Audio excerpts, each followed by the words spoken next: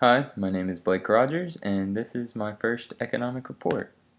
The first article I discuss is called Rising Mortgage Rates to Test Housing Market Strength. Its author is Laura Kusisto of the Wall Street Journal, and it was published on June 21st of this year.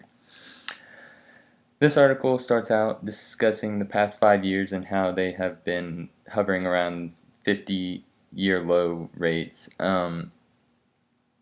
Pretty consistently, and as most people know, the interest rates have been extremely low, but it's inevitable that they are going to rise at some point. But economists do think that there's some momentum in the market right now, but they are skeptical that this momentum will not be able to stay positive for the prices of homes. And then the author goes into discussing certain cities, specifically West Coast cities versus East Coast cities. And right now in San Francisco and Los Angeles, they have some of the highest average housing prices, while cities such as Chicago, Boston, Miami, New York have relatively low average home prices. And then the author takes this and shows how much money people are having to spend based on their house income.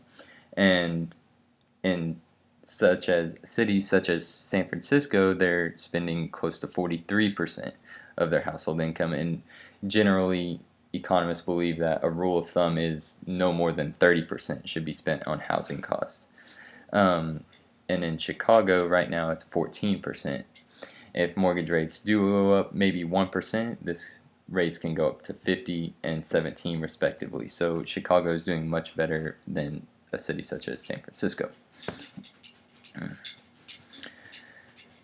The next article I talk about and write about are the Fed officials finally see U.S. housing sector on the upswing by Ben Leubsdorf of the Wall Street Journal, and this was just this week. This article is related to the anticipation of interest rates increasing also.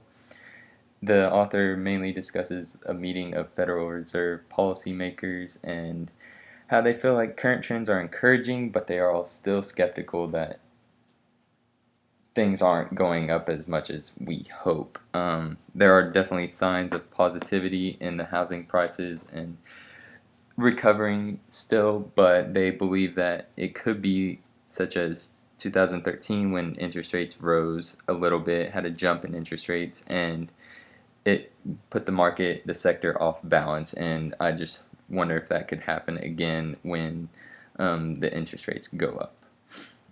And this is probably the reason for their skepticism. The reason these articles have significance in the economy is if interest rates go up, families have less disposable income, they can't buy as much as they want of goods, and so the demand goes down, jobs lose, just all sorts of things go along with that. It creates bad consumer confidence. People want to move, but they can't because they're scared that they can't afford it now, and that's bad for the industry. And then credit availability. People maybe not qualifying for credit, or they don't think they can start their business that they want to start or whatever, and small businesses are what keep this country running, and no one wants a country run by large corporations. The reason I chose to do articles related to interest rates are because it relates to me professionally and personally. I work in an accounting firm, and people come to us all the time seeking advice on home buying, and whether it's for themselves or to rent. And we recommend renting houses as an investment. We think it's a very strong investment, but if interest rates go up, maybe they can't afford it, so our advice has to change to them and different tax implications of that.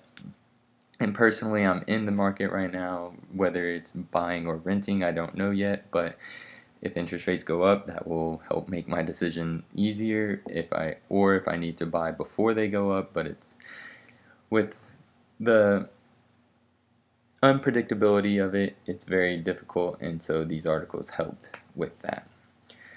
And these are the articles that I did. Thank you for your time.